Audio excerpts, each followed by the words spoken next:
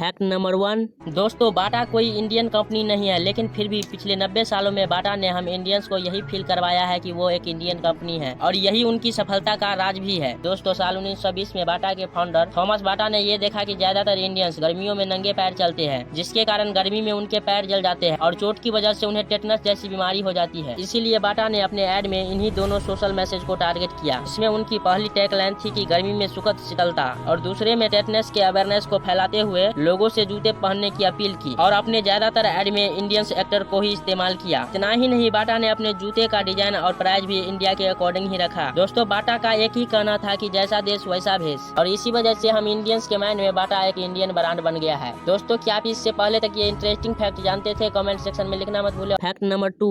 दोस्तों, आपने बहुत सारे हैरान कर देने वाले पेड़ पौधे को देखा होगा या इसके बारे में सुना होगा, पर इन सबसे अलग एक ऐसा पौधा है जिनसे एरोप्लेन को भी उड़ाया जा सकता है। दोस्तों, अबू धाबी में रिसर्च द्वारा उगाए जा रहे इन खास तरह के पौधे के बीज से जो तेल निकलता है उसे जेट फ्यूल बनाया जाता है, यानी कि वो ईंधन जिससे हवाई जहाज उड़ते हैं। साइंटिस्ट का मानना है कि आम ईंधन के मुकाबले ये कार्बन की मात्रा 80% तक कम कर देता है और इसकी सबसे खास बात ये है कि इसको उगाने के लिए खारे पानी का इस्तेमाल भी कर सकते हैं। दोस्तों, इतनी सारी खूबियों से भरा इस पौधे के बारे में आपको क्या कहना है? कमेंट सेक्शन में लिखना मत भूलिए। Fact number 3। दोस्तों, आप लोगों ने बड़े देशों के बड़े आर्मी के बारे में जरूर सुना होगा, लेकिन क्या आपको यह पता है कि दुनिया में एक देश ऐसा भी है जहां पर कोई सेना है ही नहीं, ना ही वहां पर कोई पुलिस है और ना ही किसी तरह के हथियार का इस्तेमाल वहां पर किया जाता है। दोस्तों, इस इंटरेस्टिंग देश का नाम है ग्रेनेडा। सुनकर आप सोचते होंगे कि बिना सेना का ये देश आखिर चलता कैसे होगा, पर बिना सेना के ही इस देश के लोग काफी खुश हैं और यहाँ के काफी लोगों ने तो सालों से अपने घरों के आगे ताले तक नहीं लगाए